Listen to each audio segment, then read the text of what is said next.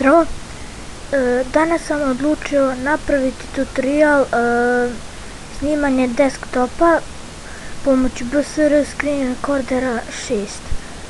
Link BSR Screen Recordera 6 će vam biti na deskripciji. To vam je znači program za snimanje ekrana koji ja koristim.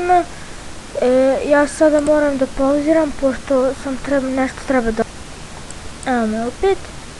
Znači sada da vam pokažem taj BSR Screen Recorder. Ovo je znači taj BSR Screen Recorder pomoću kojega ja snimam. Sada znači ovdje imate, piše vam rec. To znači record. Evo ovdje vidite. Ovo vam je stop, pause, ovo vam je znači da počnete video. Ovo je foto, ovo da znači sebe uslikate, ovo su vam opcije, wizard i editors.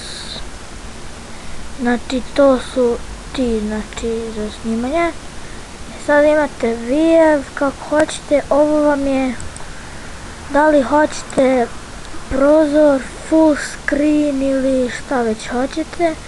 Ja ne mogu pošto već snimam.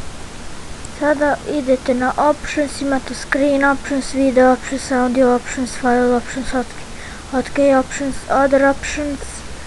Tako te opcije imate editors i help, imate svašta, to ćete i sami otkriti znači kada budete skinuli sebi BSR Screen Recorder 6, ako želite, pošto će vam link biti na deskripciji.